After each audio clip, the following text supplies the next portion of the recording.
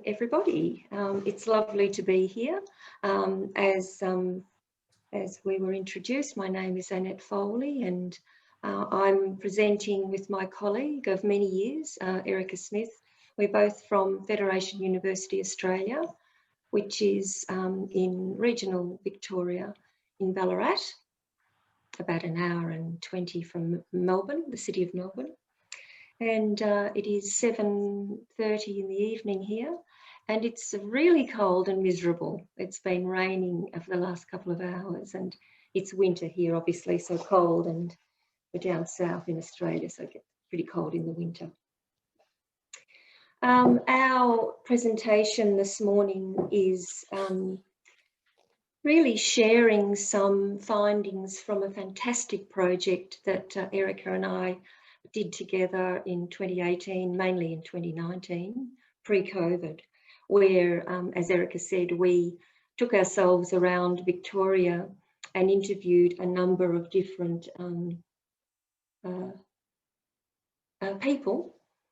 The project was a funded project by the Department of Education and Training, and it really did investigate how young people across 6 metropolitan non-metropolitan areas imagined and navigated their pathways as they left school, and what sort of choices they made about their future trajectories. The project aimed to provide a better understanding of the transition process and develop good practice ideas for wider applicability by schools, communities, employers and education providers. And the research questions for the larger project was, how do young people imagine and navigate pathways related to post-school education, training and employment? And what decisions do they make? Who and what are the influences, and how do they affect those decisions? And what could change to provide better post-school outcomes for a larger proportion of young people? So a really fantastic project. This is the state of Victoria for those of you that haven't been. It's right down at the bottom of Australia, and underneath us is Tasmania. Those are the 6 areas that we went to, and it's quite a large area that we travelled around, non-metro and peri-urban, and we'll talk about those shortly. Annette, apologies to interrupt you. Can you just signal to us when we should move the slide? Oh, I'm moving it. Yes, okay. But that's not what we see. Okay. Oh, sorry about that. No, so if okay. we go back then, if we go forward 2 slides. Okay, there we go. So the research project was larger, as I say, but this particular project looked at 2 areas of the 4 phases of the project, and in front of you, you can see the different phases that the project entailed, including speaking to employment businesses, local learning and employment networks, and also other organisations. But the project also included speaking to students, which was fantastic, getting out to the schools and talking to students in their year 11 and 12. And also we spoke to students who had left school at universities to see how they were going and the decisions that they made in terms of their trajectories. So it was a terrific project. So the next slide, Erica is going to present for you. Okay, thanks, Annette. So I'm just going to introduce the 3 rural communities. I undertook 2 of the rural case studies, Horsham and Sale, and after I've talked about Sale, I'll pass back to Annette to discuss Shepperton. So these communities were basically between 200 and 300 kilometres from Melbourne Town Hall. So they were quite a long way from the conurbation, and they had quite different characteristics. Horsham was a wheat growing area. Sale was basically a dairying area with a fair amount of light industry, and Shepparton is the centre of the fruit growing area of Australia. If you could move on to the next slide, please. So Horsham, I'm going to talk about first. This town was quite isolated. It was more than 2 hours from any major town or any major university or any university campus. And so the main preoccupation of people there was, when young people left school, do they stay or do they go? And obviously employers were particularly concerned about this because they found it hard to get good staff, because I guess the more enterprising young people had taken themselves away for either work or study. And also there was a problem with training opportunities because the state government had removed funding from traineeships, which are like apprenticeships but shorter, in industries where young people were likely to find work. So I talked to some employers who'd done various undertaken various specific and targeted initiatives to get young people to stay. First of all, there was the electrical engineering company, which trained more apprentices than it needed, expecting them to leave when they finished their 3 years of training, but expecting that the odd one or two would come back as project managers, which they did. There was an accountancy practice that offered full-time jobs each year, keeping young people in the town, but sponsoring them to attend university part-time in the sort of old-fashioned chartered accountant type model. An Indigenous corporation that worked closely with employers to find suitable jobs for Indigenous young people.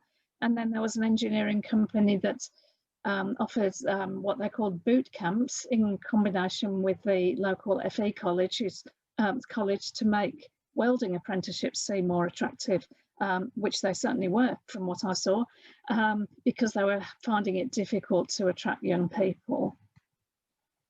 Sorry, next slide. I know that we haven't got much time, so maybe I'll just generally give my general impressions. There were two major schools in the town.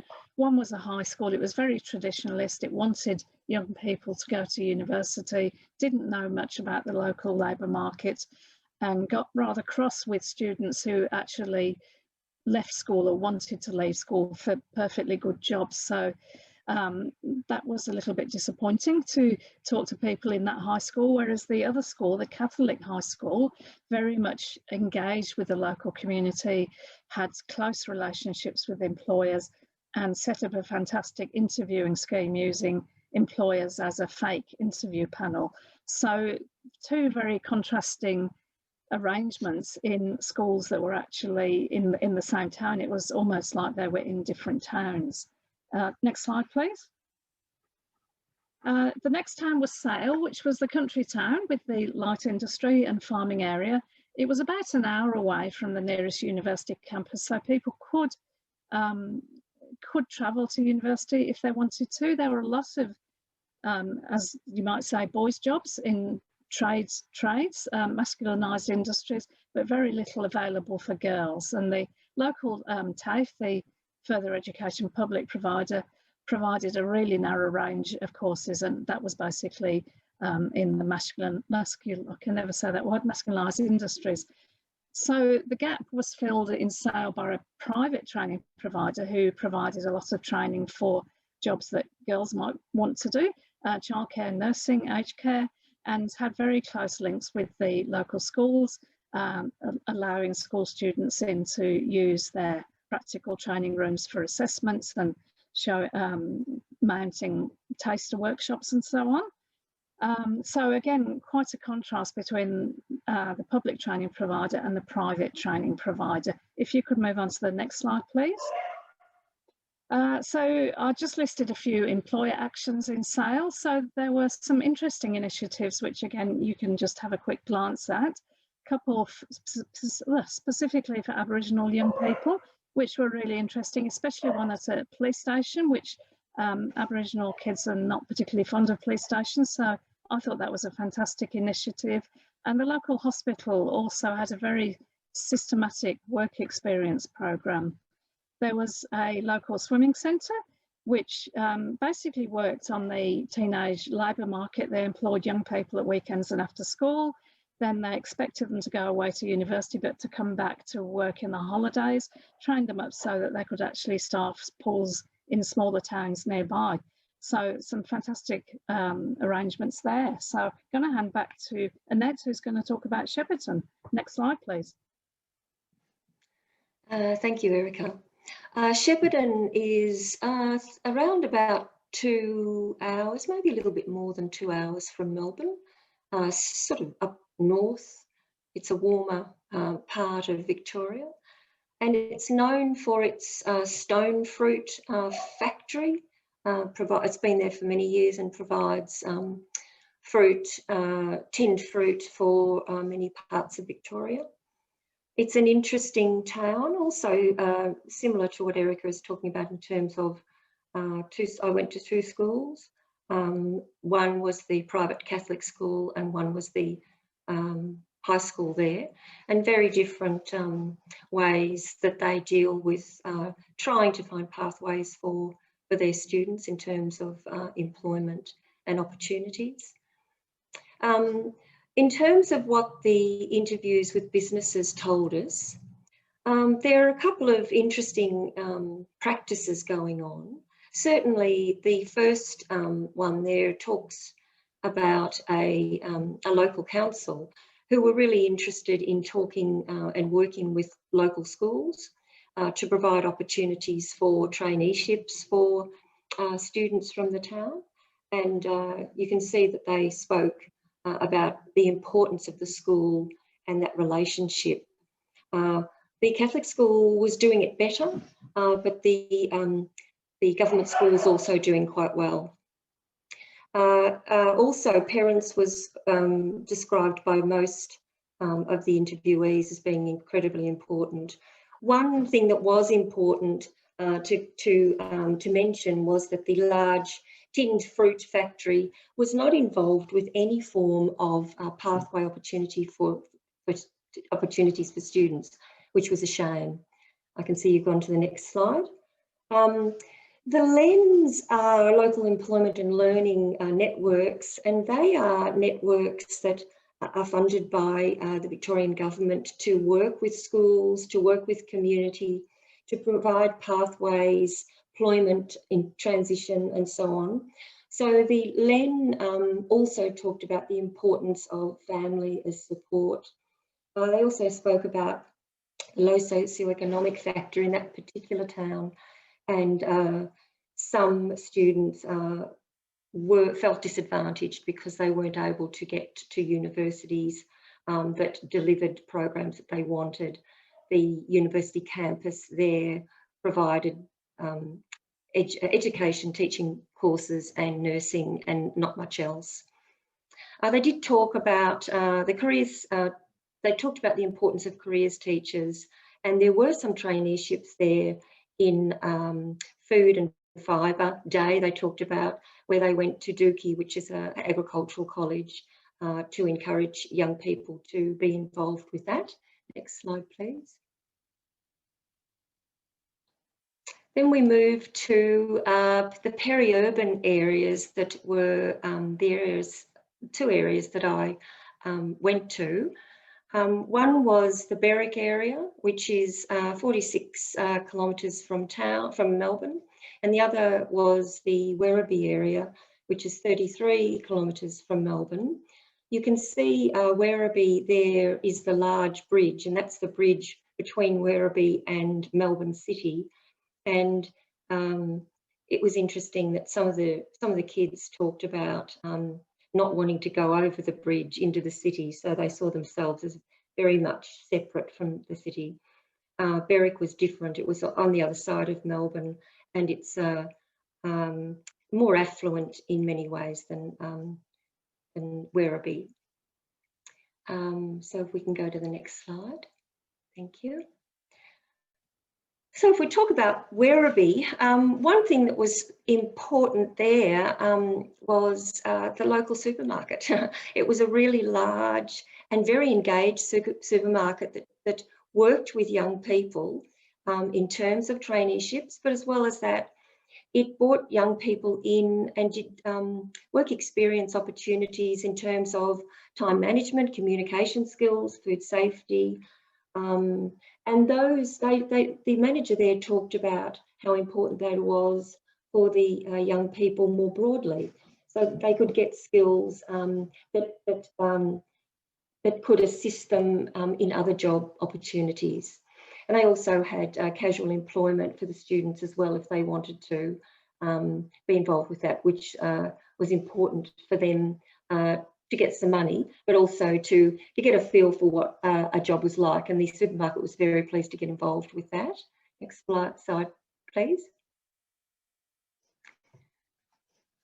Again, the local Len was an incredibly important component of this town, very, very well informed about the sorts of opportunities for the local area, and also the need for schools and other pathway opportunities to expose students to where the growth was. There was a general feeling from this particular manager that the students weren't well informed about the local needs of the region in terms of industry needs. There's a lot of building going on in that town in terms of housing. It's one of the fastest growing areas in Australia. But he did describe the importance of the local TAFE institution and those pathways that were being developed between the TAFE and the local university, which was described as being very successful. And again, the other important industries in that area and indeed across a lot of areas in Australia, Werribee as well, is aged care, nursing, and also teaching healthcare. So again, important to mention. Next slide, please. Werribee is a coastal suburb, really, although it is described as peri-urban because it used to be quite separate from Melbourne. Now there's the big bridge into Melbourne, but there's still this sort of sense from many of the kids there that we spoke to, and industry and businesses, that it feels separate. Again, the supermarket there spoke about partnerships with the schools, and they also, same supermarket chain, were involved with bringing the young people in and getting them to get a feel for part-time work, understanding what it meant to be at work, and also provide opportunities for confidence. He described the experiences they received as helping them understand how it felt to go to work, customer service skills, punctuality, and those sorts of things that he suggested was important for the young people. Next slide, please. Annette, you have 1 more minute. Thank you.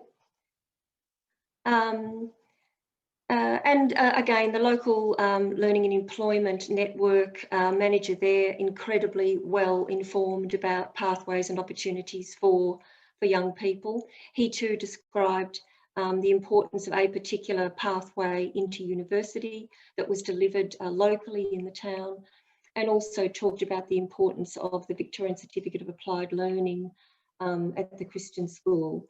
And how that was important in terms of providing tasters and so on, and opportunities for traineeships and apprenticeships. So I might leave it there. Thank you. Thank you very much. That's great. Thank you. Thank you for the very interesting presentation. Erika, did you want to say something, or? Yeah, sorry. Yes. Can we just have a moment? I know that we've gone a bit over time, so I just wanted to pick up on a couple of points that our speakers have made. I promise it'll take probably 1 minute altogether. We can just go back to the presentation, please. And while we are waiting for that, can I ask the audience to prepare some questions, please? So if we can go back another 2. So I'm not going to, Hastings was the other site that we looked at, and I know we don't have time to work through it, but I wanted to point out what the local steel mill was doing there in this really disadvantaged town, where they were offering a 3-month fully paid work taster for long-term unemployed young people. And when you at Keep said that employers take everything and give nothing, I immediately thought of this example where the HR manager there was really taking on these very disadvantaged young people that she knew would be problematic, but she really wanted to help them out. So that's the one thing I wanted to stress. If we can go on to the next slide. There's an example, and again from supermarkets, and as Annette said, supermarkets were one of the major employers, along with health, education and aged care in all of these sites, whether they were rural or peri-urban.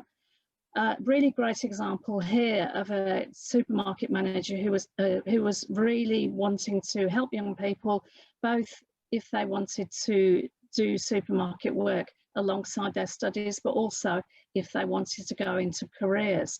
And this reminded me of Philip Brown's presentation yesterday, where he was talking about the jobs that are available are not high-tech future jobs. On the whole, they're just what you might just call basic, ordinary, everyday jobs, and most of these were just like that. So if we can go on to the final slide, which maybe we,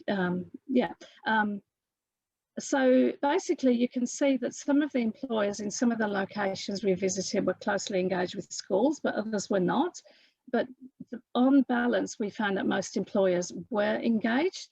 It was the schools actually that were somewhat problematic in not knowing how to engage with schools. Some very firm strategies by employers to attract and retain young people, and a real cognizance of the role that socioeconomic status played. So I think in conclusion, I think you'd agree that most employers were doing their best. The schools were probably not very skilled at working with employers, but we certainly found some great examples of engagement that was working. So thanks for the extra time, and again, apologise that we went over. No problem whatsoever. Thank you very much, Erika. That's really interesting. And I actually, talking about, Hewitt was quoting David Blunkett at that point. And I thought exactly that this is clearly that goes back to history, but reflecting on it now, it was a bit of an unfair. I felt so, yes. Yes. Yes. Okay. Thank you very much for the interesting presentation. Kat, did I see that you wanted to have a question? Yes, please. Yes, please. Yes, thank you. Can you please signal, raise hands or just wave, and I'll try to pick up questions as we go. Thank you. Great.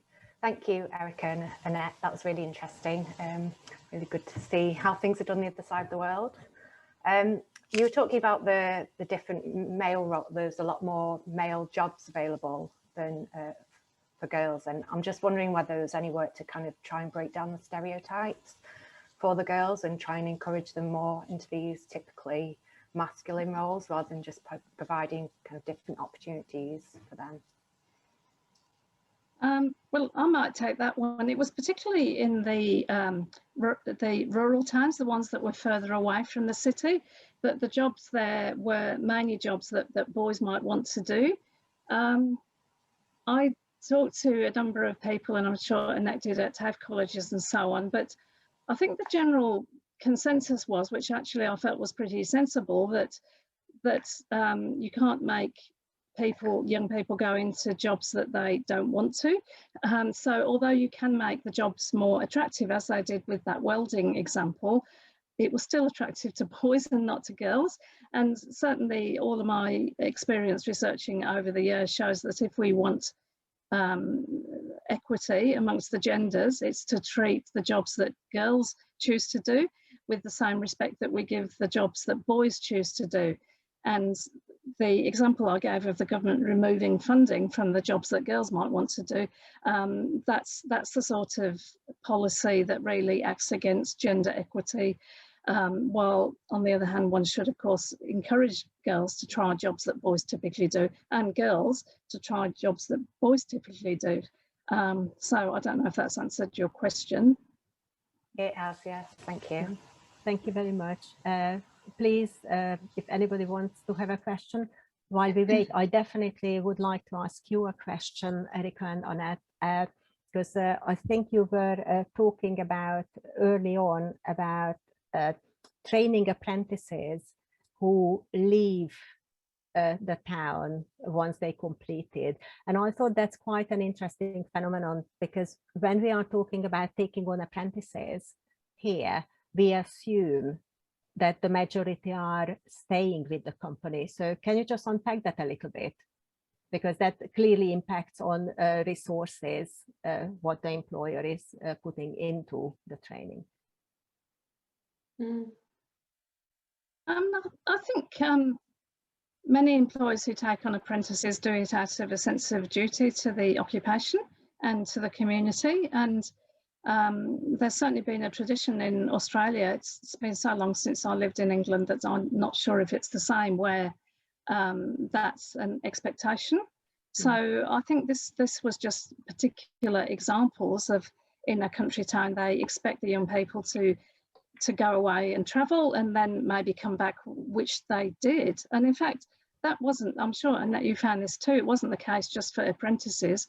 It was in many sorts of employment where they expect young people to go out and try something different and then come back to the town, particularly when at the time when they're establishing their own families. And I came across that again and again in the research.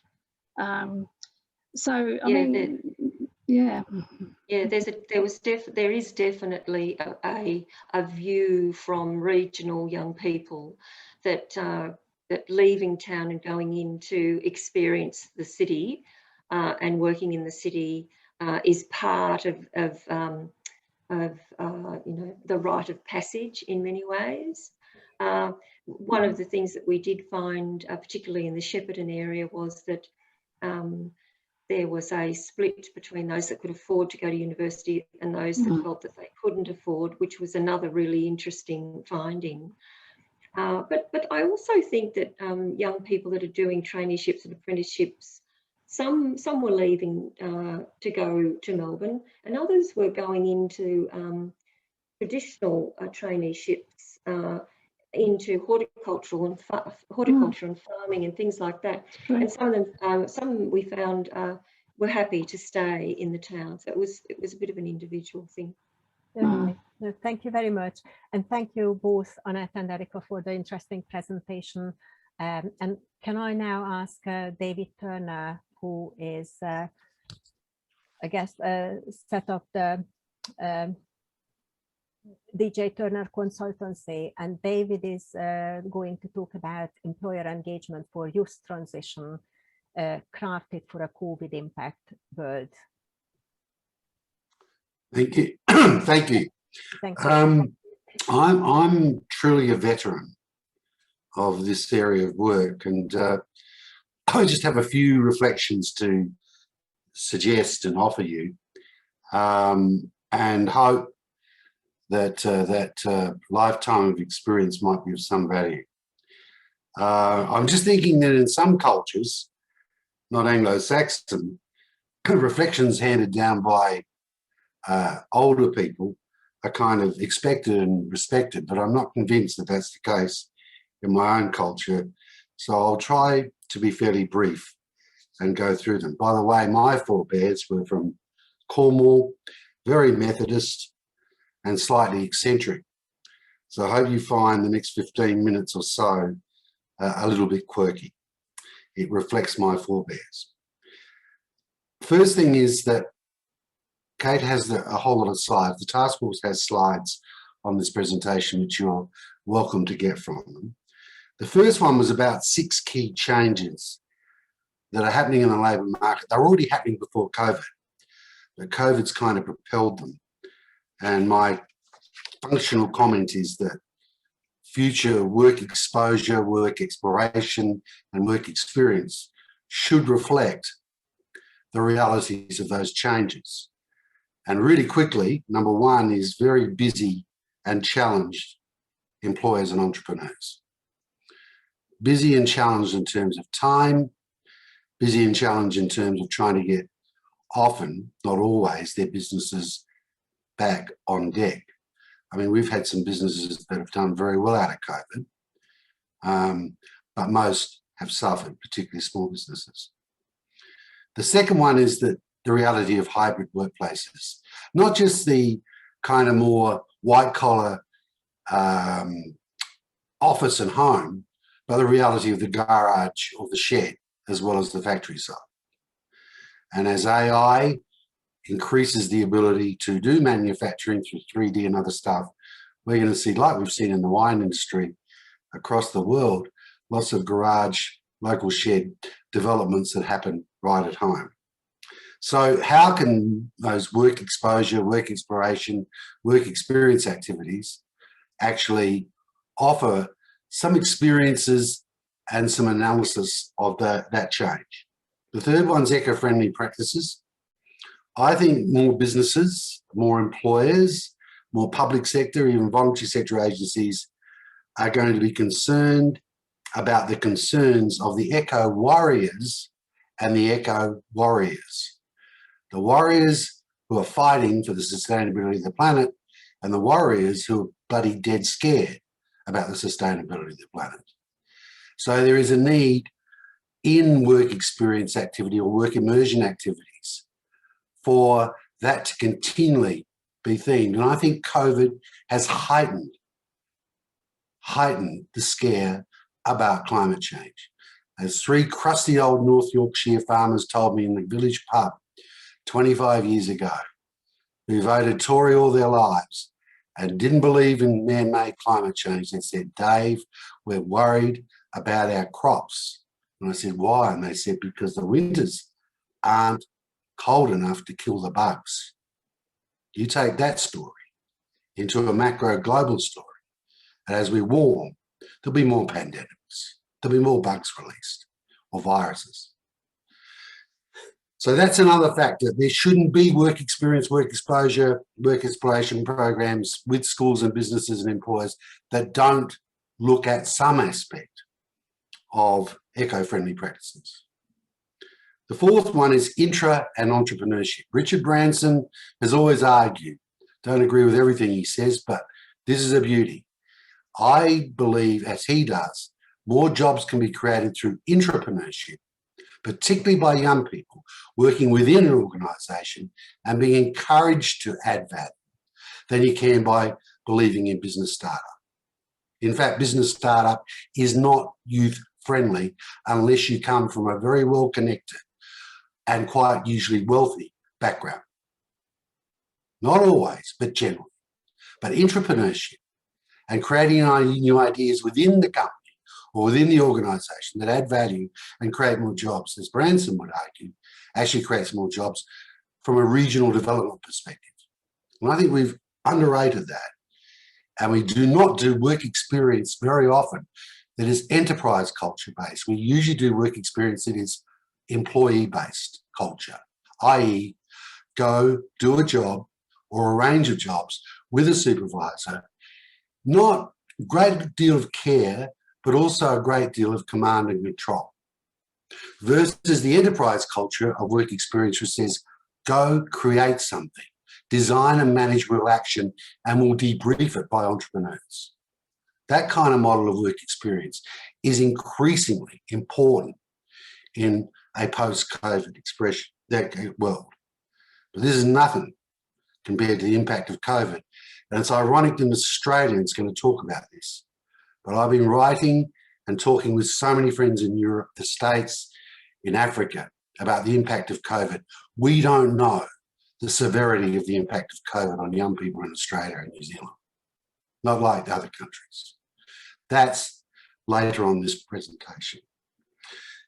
And last, the one that hasn't changed, got worse, the fractured, the unpatterned, as OECD would argue, labour market for young people, which offers, in a culture of stagnant wages, while profits and assets grow, but wages stagnate, is not easy for young people. Every time we have a financial or health crisis, everybody agrees on international research that the most affected group negatively is young people in transition to work. So they're the facts that have to be taken into account, the changes of, as I call it, work immersion, or what I call work exposure, work exploration, and work experience. And a lot of what I'm suggesting is actually about leading up to the notion of the OECD Project 2030. And I'm hoping with Matthias there, we still may get some of this creative work happening with the OECD, which is that they looked at the transformative competencies young people would need to thrive, not just to survive in a stagnant wage environment, but to thrive, not just economically, but with meaning and purpose. And they came up with what I think were brilliantly worded, crafted, create new value. So how do all work immersion activities offer the chance for young people to experience creating new value? And that's too hard alone, better in pairs, better in teams. Secondly, to reconcile tensions and dilemmas, and that includes issues of diversity, whether it be gender, race, culture, faith, and also the deep meaning of the taking of responsibility, which Scott Peck and a whole lot of philosophers, psychologists would talk about, is the ability to see yourself as part of the solution, not just the problem. To move from the dependent child who sees the dutiful adult taking responsibility for solving the problem to the interdependent adult who gives and receives support. And us blokes can learn a lot more about giving as well as receiving support, and also see themselves as very much part of the solution, which so many fabulous young people are trying to do with their advocacy campaigns on things like Me Too, on bullying, on sexual discrimination in schools or sexual assault, and also, of course, environmental. So how do we make work experience, work exploration, and work exposure actually align to these sort of changes? Or do we say, which I think is the way the world's treating it, oh, we're a silo. We're only worried about preparing them for the world of work as it is.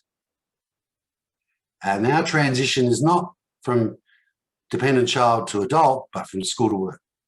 Functional, important but functional, not holistic, not transformative. Actually, like kind of a traditionally mentoring in the private sector was to induct somebody into the same way of thinking that already prevails, not to create a structure where you might challenge and dare think of alternatives. And in the COVID post-world, we're going to need it. So in conclusion about the skills, I call them the very important soft skills, VERI, which is value add, empathy and enterprise in its broadest and true sense. It can be political, it can be social, and it can be economic. Responsibility, reconciliation, resilience and respect. Have a few problems with resilience, which usually gets defined as bounce back. Actually, a lot of resilience is about knowing when you can't bounce and dealing with that and resting and thinking and reflecting and actually being sad.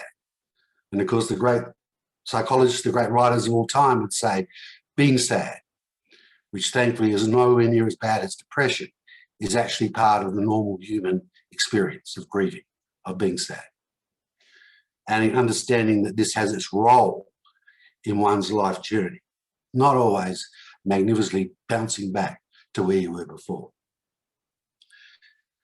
The We3 Continuum, which I wrote for a New Zealand client that I have a lot of respect for, working with Maori young people, which OECD's picked up on a little bit, is the notion of work exposure, work exploration, and work experience, which progresses as the child moves from 12 to the adult of 18.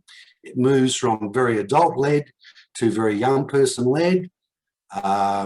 It involves and it respects and acknowledges all the things that are already happening, career expos, work experience placements, but it also intertwines things that are emerging or not happening so much, like a model of enterprise of work experience where the students design and manage their community project and debrief it with entrepreneurs. Not the ideas of staff, not the ideas of the vet coordinator, but from the young people. So they actually are the entrepreneurs, social entrepreneurs, not briefed, but actually facilitated, as Paulo Freire and others would have argued, in South America in the 70s with the oppressed and the poor.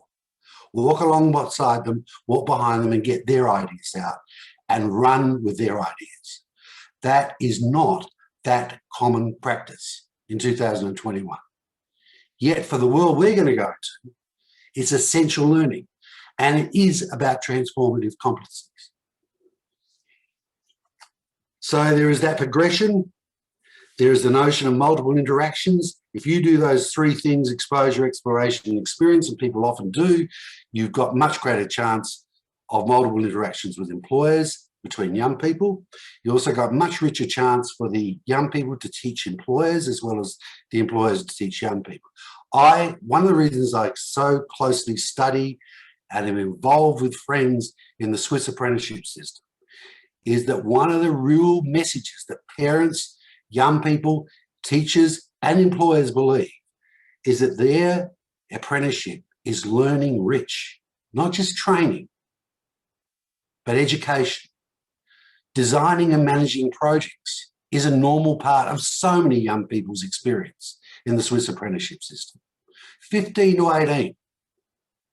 Designing, leading, whether that's researching a piece of process or plant from a competitor, whether it's designing the programs for the company that go into work with schools, whether it's community projects run by the apprentices and trainees, but ideas coming from them and being nurtured and facilitated to learn how to make a difference, how to transform things, not necessarily that you've been told to do, but things that you value and come from you.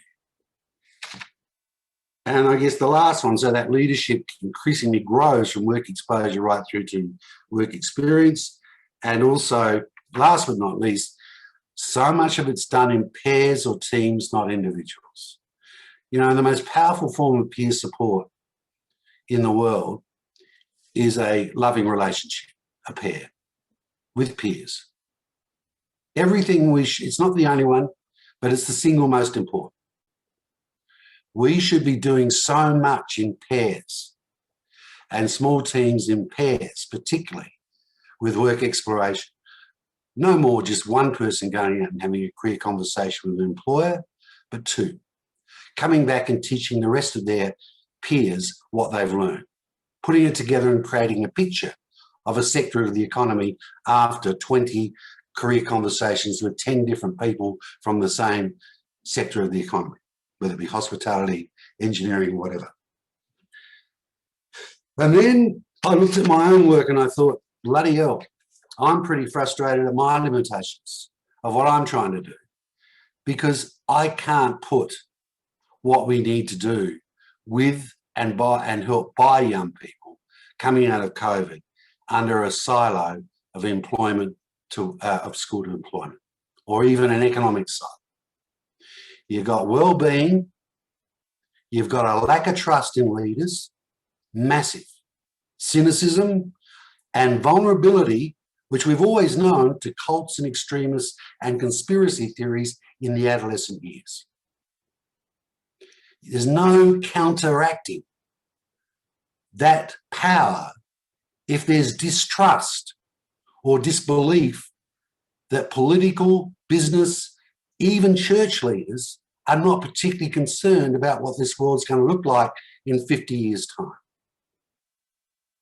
No wonder, whether it's out there frustration and advocacy by demonstration, or whether it's the more prevalent inertia and the internalisation of that, political depression amongst young people is a reality.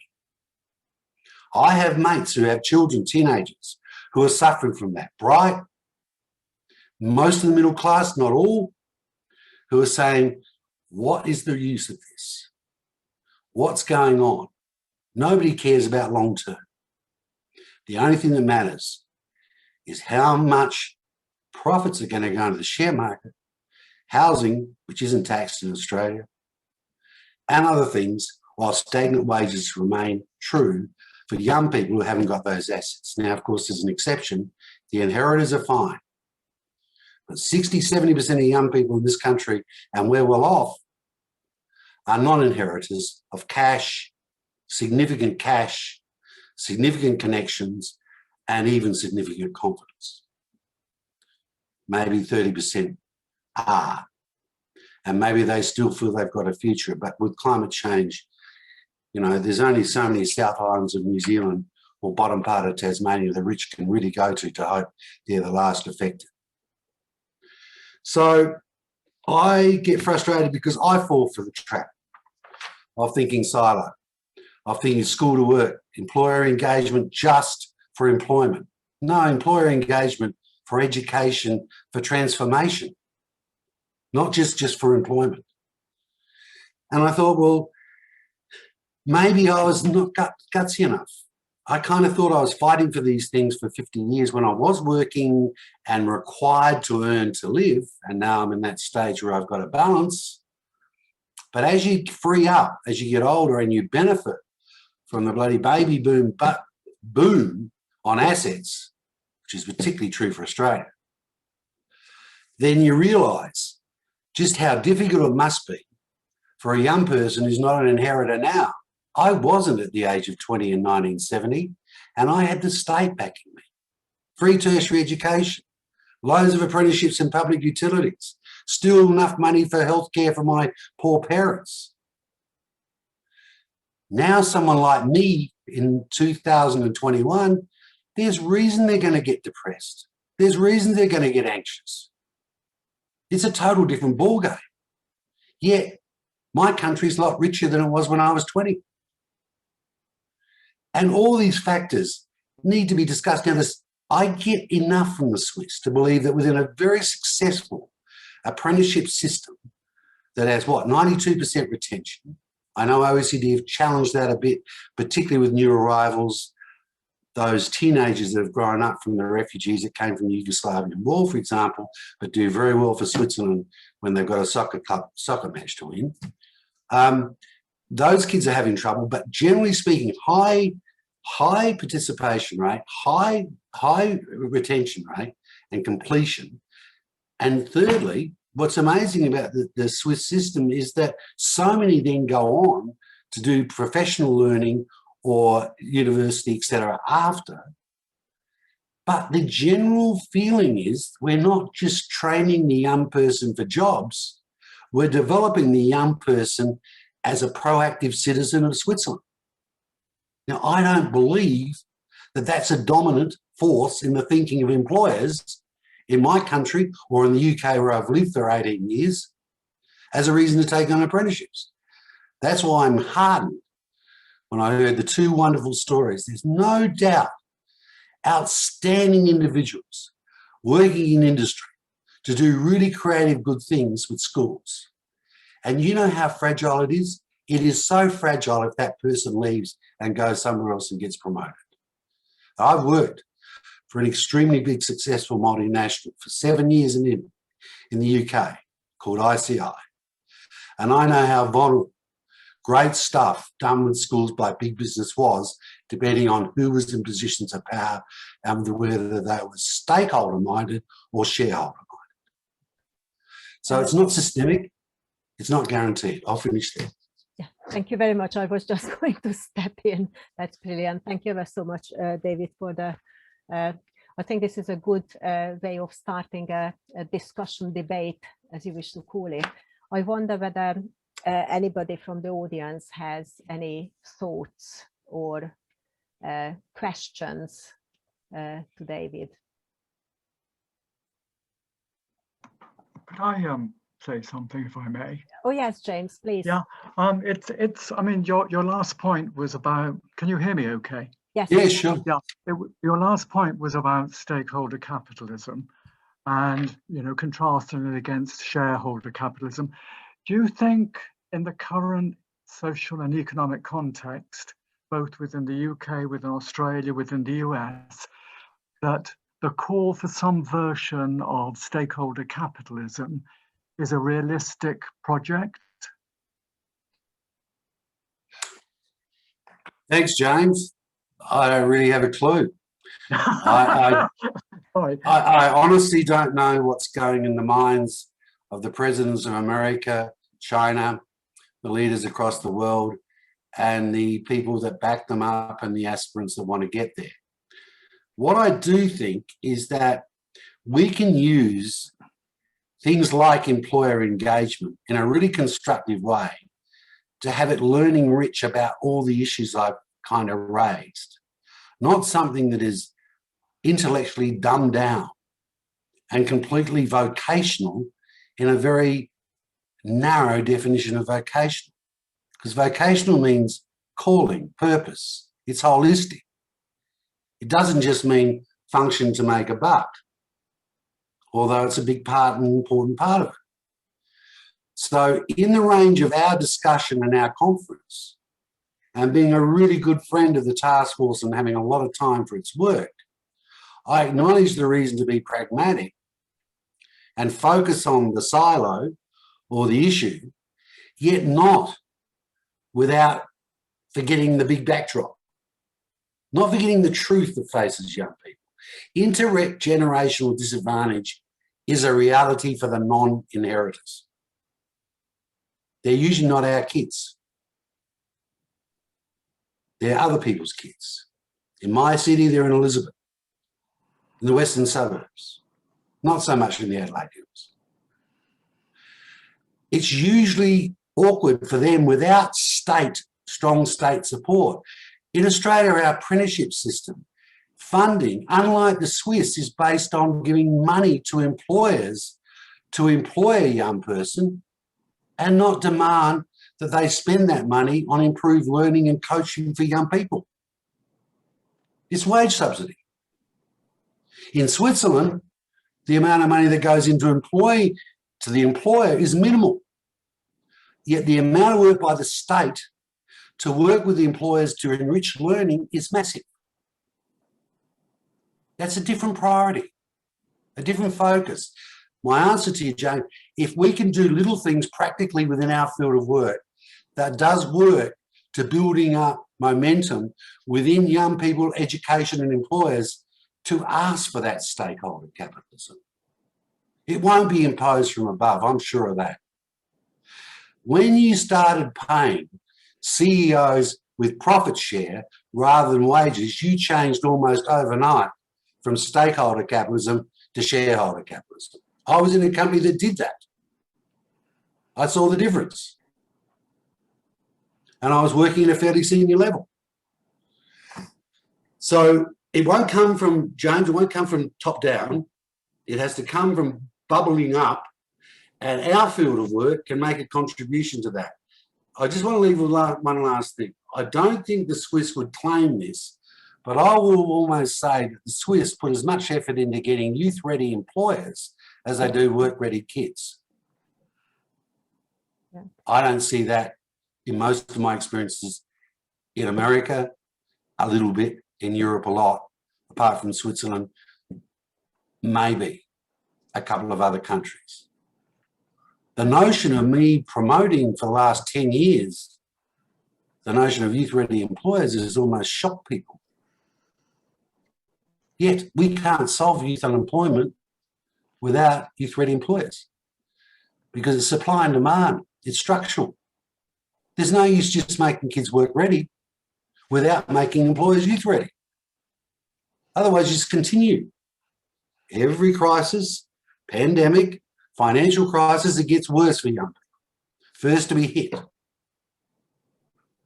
So it's all those practical issues that we can work on that can help bubble up, James. It's a really good question. When I say I don't know, I don't believe actually that top down will change it from shareholder capitalism to stakeholder capitalism, because there are so many aspirants with super that want to worry about shareholders. It's no longer just the 1% at the top. Thank you. It's maybe 70% of the Australian population are shareholders. Shall we have another one question, because we have running out of time, 2 more minutes. Yeah. So, please, Katie, it's yours. Okay. It's slightly different from what you've just been talking about, actually, Dave. It was picking up on the points where you were talking about being a bit more holistic and about trying to create sort of, independent adults thriving as citizens, as opposed to like that function bit. And you were talking about some of the ways in which to do that, particularly around work experience, but obviously one of the things you talk about is work exposure, which we do a lot with Inspiring the Future.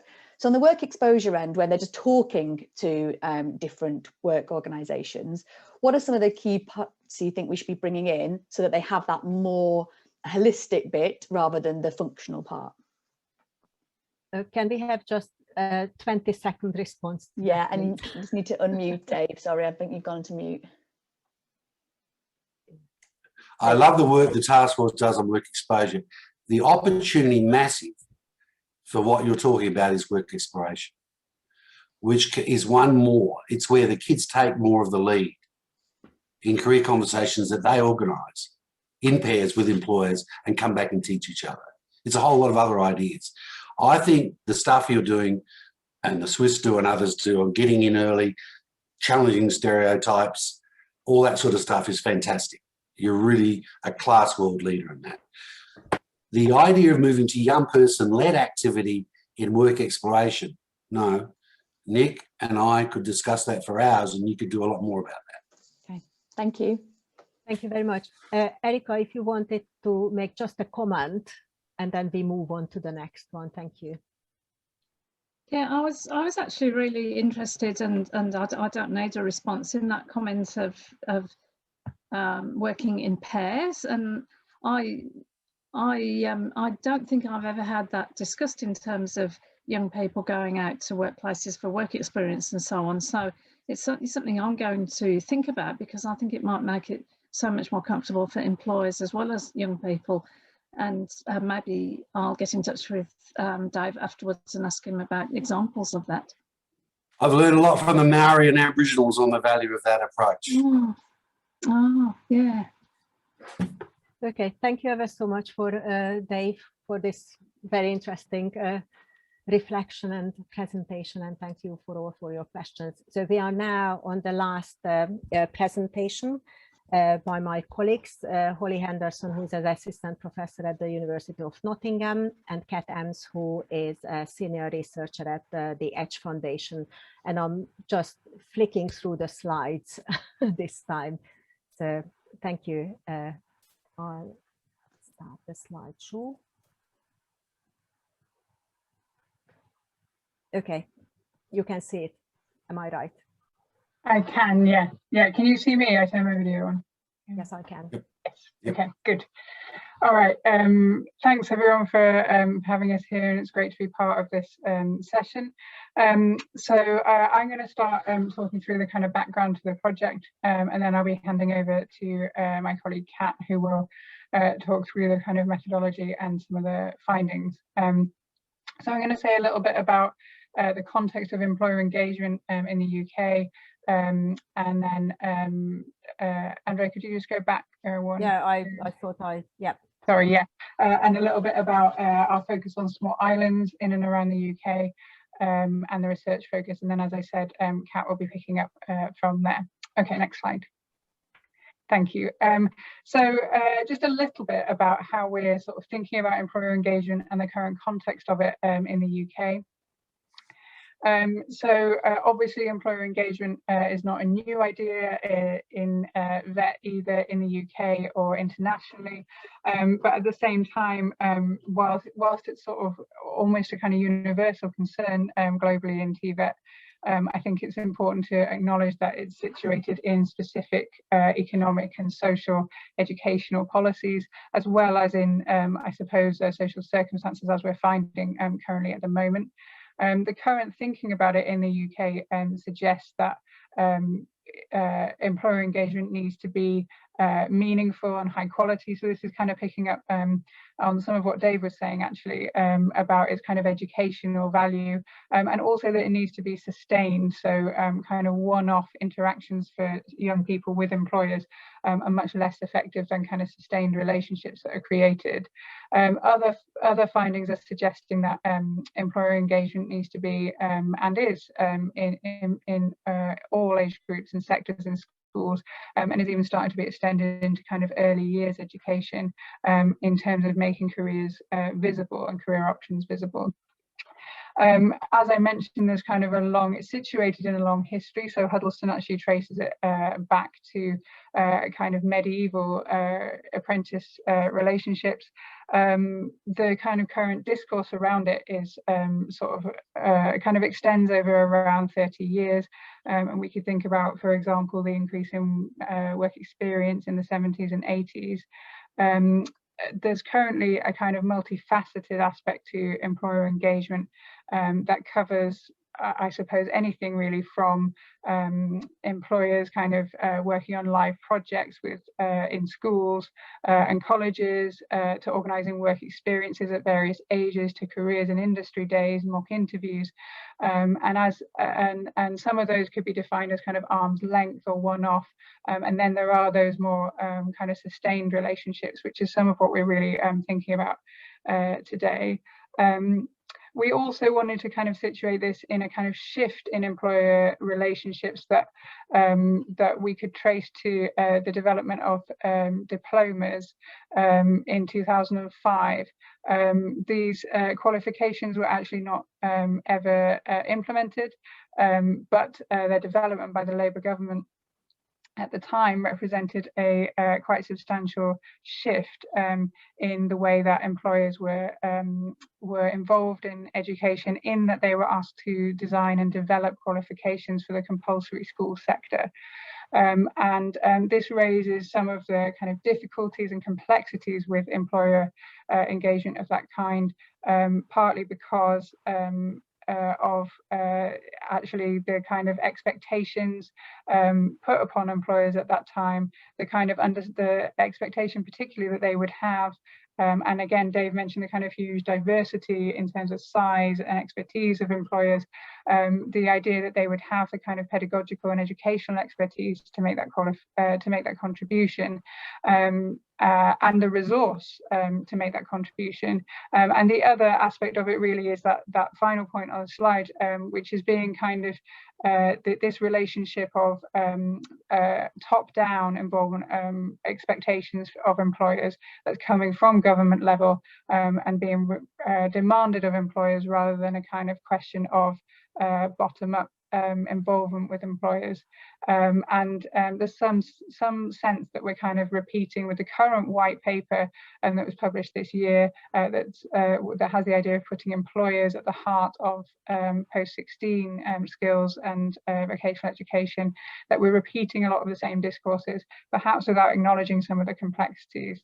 And this is particularly the case when we think about the COVID-19 pandemic, where that final quote on the slide couldn't be more apposite, really. So despite all the employers' goodwill, the question is raised, and this was raised in 2012, about sustainability of existing employer engagement in the current economic climate, let alone the intensification of it. So how possible is what we were asking before, and how much less possible is it now? Next slide, please. So we started by thinking about small islands for quite a few different reasons, partly to do with the specific concerns they have, but also partly to do with some of the advantages that they have in terms of employer engagement. I was reading something this morning actually by Elaine Stratford that suggested that islands are intensifiers, in that they kind of intensify or represent a kind of intensified, I suppose, version of quite a lot of the concerns that face a lot of communities, so we saw them as sharing and exaggerating some of the key concerns, both now and before the pandemic, but we also saw or were aware that institutions in small island contexts are actually used to having to respond very quickly, not always with the resources that larger institutions and communities have, and have to be very flexible. So we wanted to see what was happening there, really. Next slide, please. Just to go through some of the key concerns and advantages that educational institutions and employers on islands are working within. Some of these actually connect to what Annette and Erica were saying earlier. There are concerns on islands in island education about youth out migration, and so there's a real impetus to make connections to employers and to make career opportunities very visible. There are quite specific labour markets, so there are choices to be made about which this relates to the next point as well, about curriculum breadth. There are real choices to be made for educational institutions that are working with limited resources about which curricula they offer, therefore which employers they're engaging with. Do they go with the employment that offers the most in terms of numbers in their location?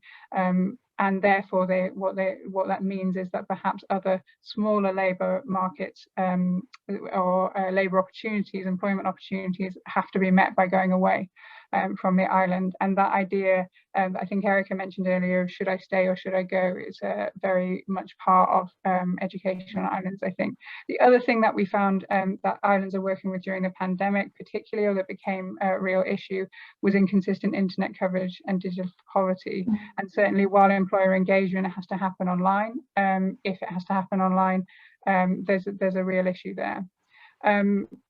Small islands in and around the UK have varying policy relationships to the devolved UK nations.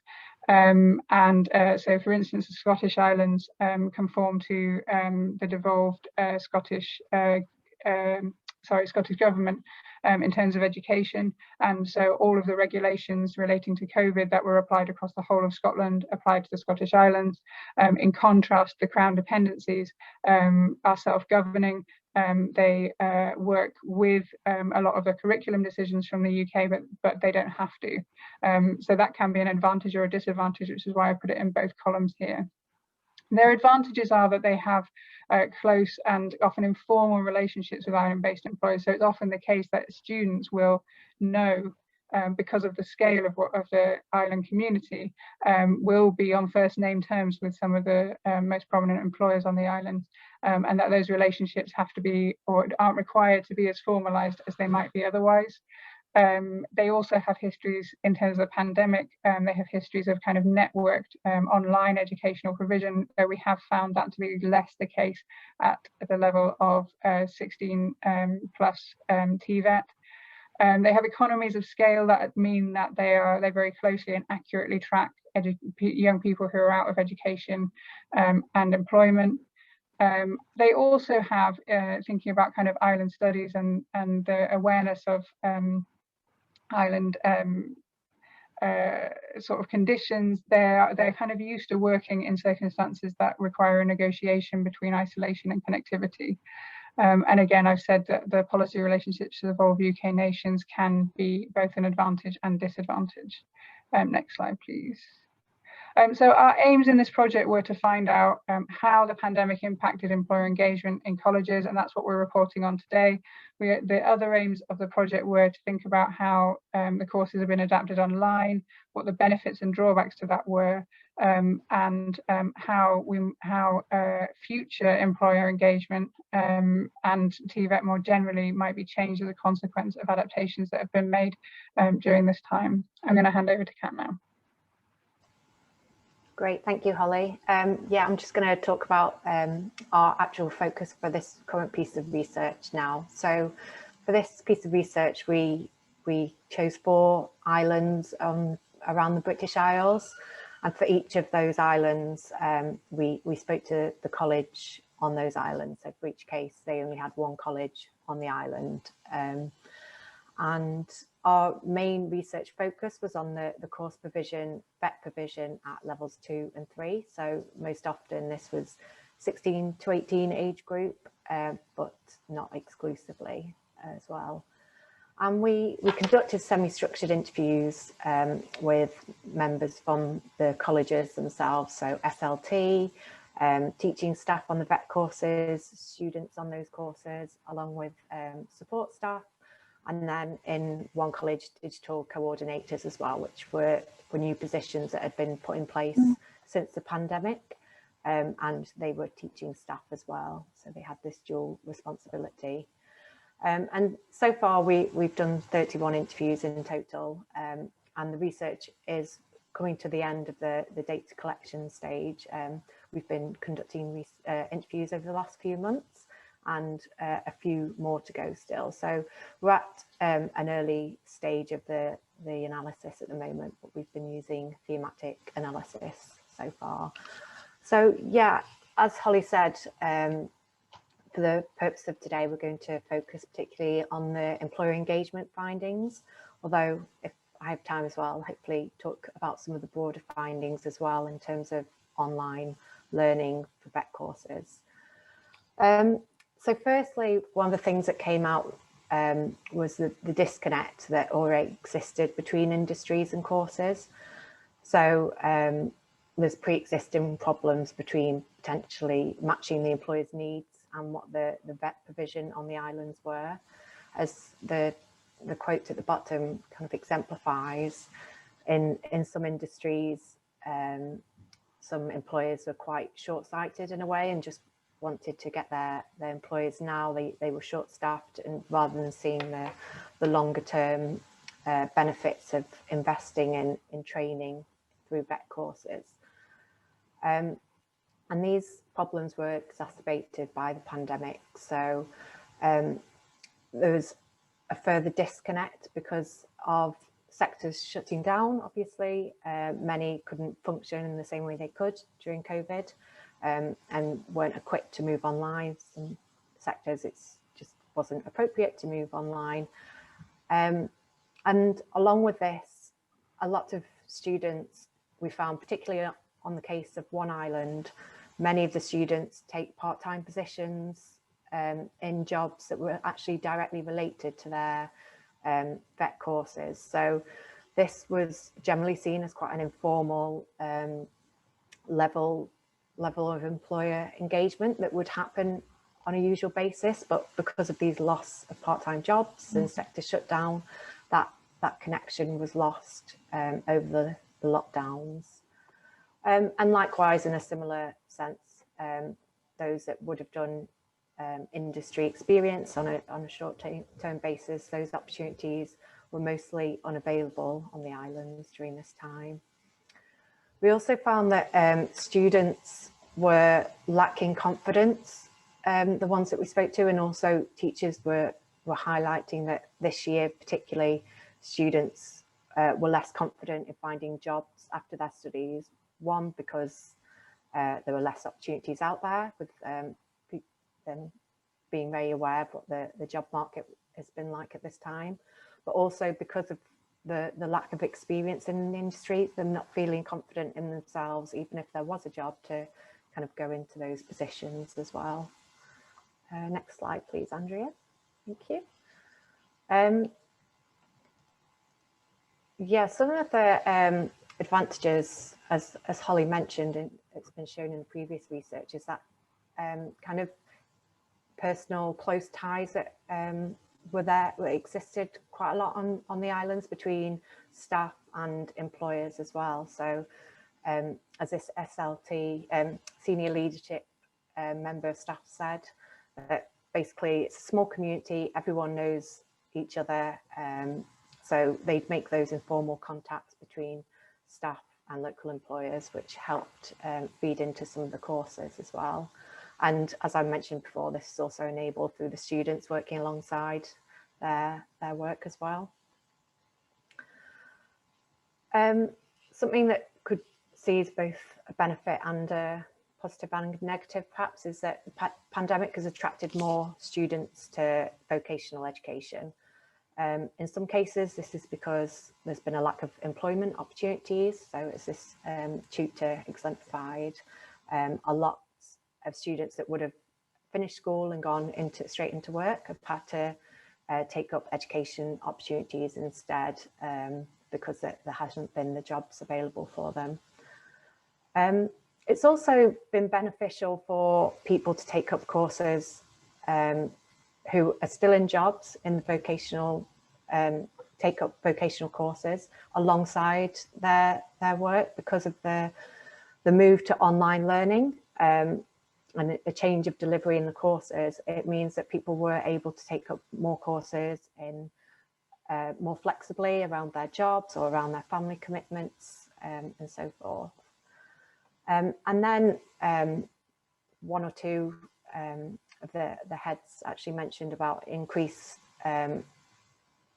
interest in some professions as well. So I think we've seen this in the UK as well, really, in increased interest in things such as nursing, social care. Kind of could be a number of reasons for that, but the kind of the status and people seeing it as, you know, being a key worker and the importance of those roles for us in society as well. Okay, and then finally, in terms of employee engagement, we've seen that the vet sector on these islands were supporting sectors in new and different ways. So one of those ways was reskilling staff. So those that were in jobs, some of the interviewees talked about new digital courses that were being put on that employees could take up in their own time to support their current jobs. And then also diversifying in sectors that had suffered particularly during the pandemic. So as one head of the college spoke about, you can see on the quote here that hospitality has obviously particularly suffered, and the tourism industry on the island. So they worked alongside the employers to kind of design new innovative courses, and they put on a new course in ward leadership. So courses that I suppose were things that they would be able to do in kind of more COVID safe environment as well. Next slide, please, Andrea. You have 2 more minutes, Kat. Okay, I'll just very briefly talk about some of the wider findings as well. And I mean, a lot of the things are very obvious from what we've heard about in the last year and a half around digital poverty and people personal circumstances really being highlighted for both staff and students. So family situations, you know, having to homeschool, the workspace available at home, and all these issues that have arisen from learning online and at home. One thing that was particularly highlighted in terms of these vet courses was the additional availability of props and resources at home. So, for example, we talked to hairdressing students or fashion and art students who some had a lot more resources at home, or kind of these heads models to practice on, whereas other students didn't have the same level of resources as well. And then interesting as well, we heard quite a lot of teachers had increased their workload during the pandemic. Obviously, there's trying to adapt your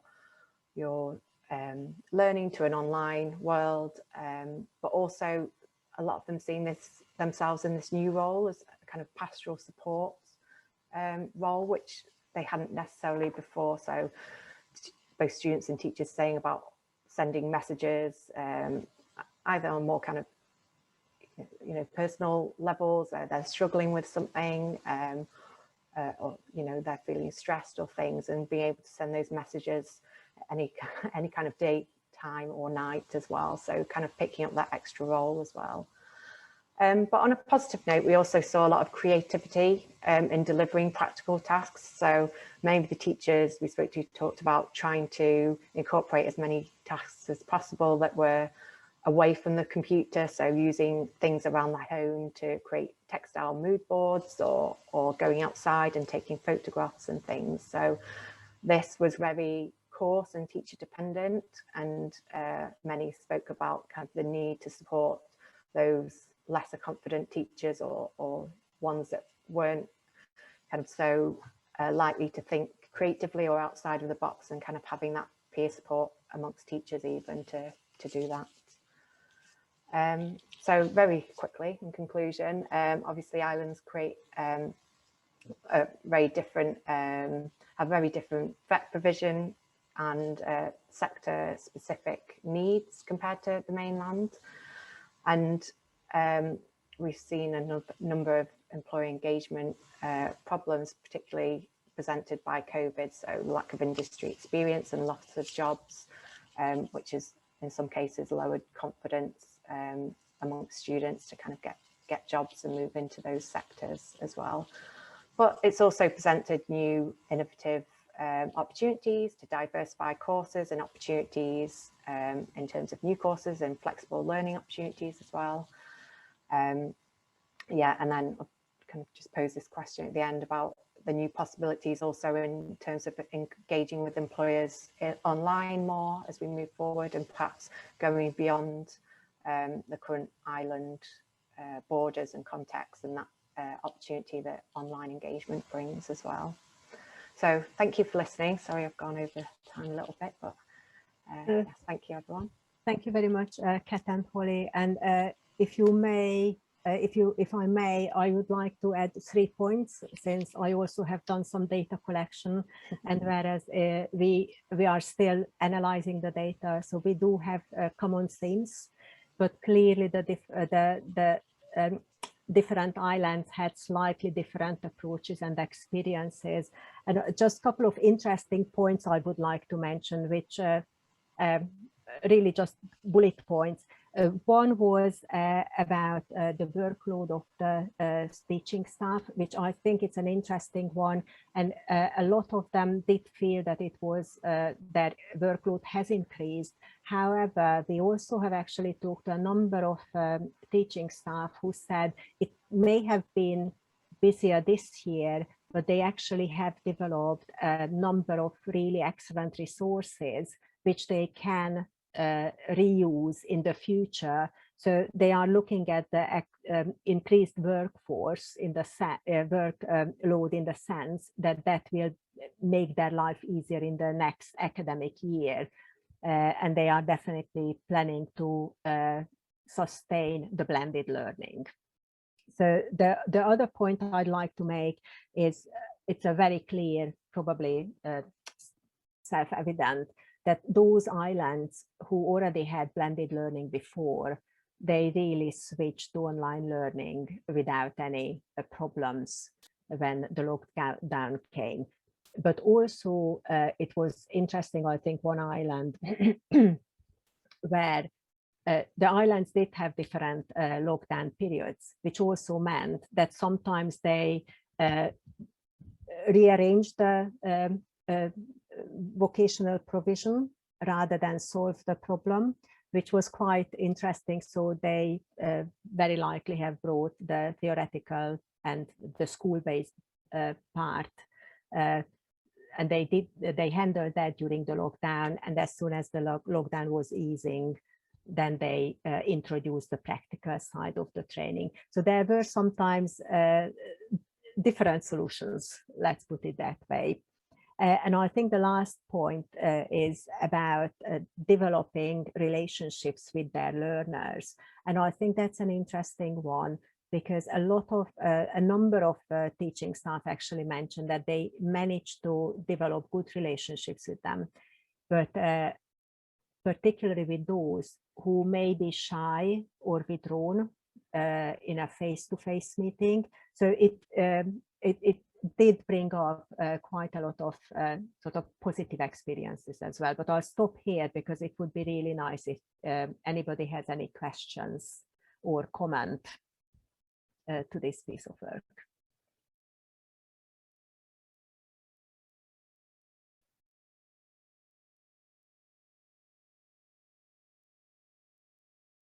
Or is Erica? Yes, thank you. I'll ask a pretty simple question, but I was really intrigued by these new positions of digital coordinators at colleges. So I was wondering if somebody could say something about that. Yeah, sure. It's a role that was developed on one of the colleges, and they were teaching staff, but they had this responsibility of 1 day a week. They were these digital coordinators, and they were trying to work across their faculties. So there was about 4 or 5 new members, work across their faculties to try and ensure that the staff and the students are both kind of equipped with the right skills, and that digital learning is incorporated more in the teaching experience. So when we spoke to them, I mean, it was a learning curve for them as well, and they were trying to develop the role themselves and work together to kind of come up with new ideas together, the 4 or 5 digital coordinators. as well. So yeah, it seemed like a very good initiative, and they were trying to as well establish kind of overarching aims for the colleges in terms of digital learning and the digital skills that they wanted to get to over the course of the next year or so. Yeah, but it was, yeah, they were interesting roles, I think, and very kind of developmental phase of those. Thank you. Yeah, it seems really interesting to me. I think in Australia, in colleges, it tended to be just the normal people who, you know, in the flexible learning type areas. So it was something that was being done to the teachers. But that idea seems great because it's the teachers themselves helping other teachers. So I was pretty impressed with that. Yeah, I think, yeah, it's two-way really. It's good advantage, you know, they'll understand what it's like to be teaching and can kind of talk to the other teachers on a peer-to-peer level. I think for them, I mean, they were given this time in their timetable to do it, but I mean, it's still the struggles of teaching and managing that role as well, which will always be a problem, I think, for teachers. Can I just ask about local economic development agencies on those islands, like Islands and Islands, etc.? Did they play a role in looking at different models of the way schools and employers could work together on the very questions that the local economic development boards were considering as a priority for the future of the island?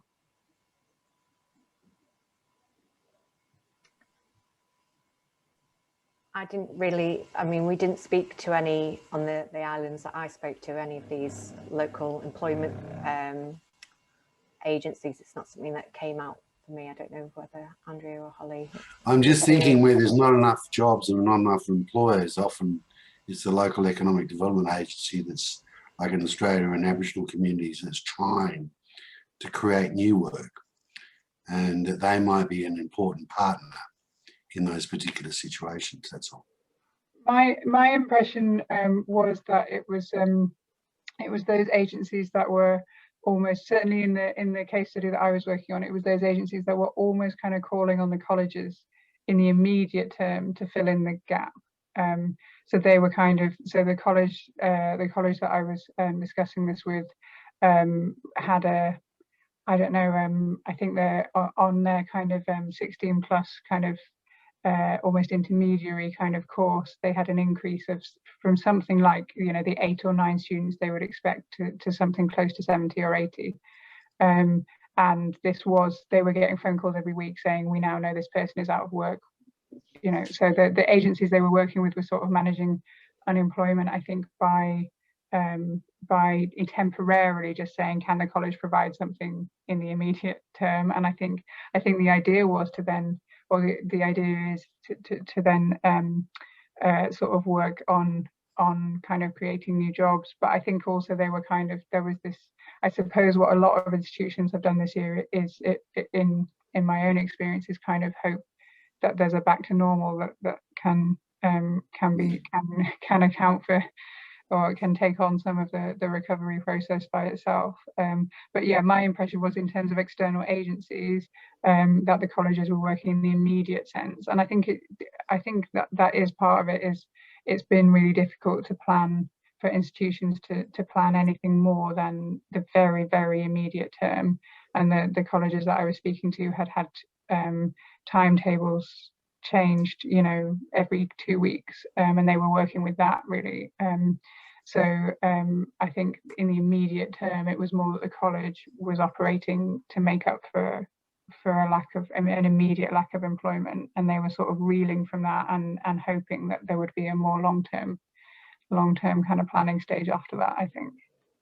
Thank you, Holly, and thank you all of you. I'm afraid we run over a couple of minutes, but I hope you enjoyed the session, and thank you ever so much for the audience, the presenters, in particular those who dialed in from Australia, and now you really can have a nice glass of wine and then go to bed, I guess. So lovely to see you all, and please join us later on today for the afternoon sessions as well.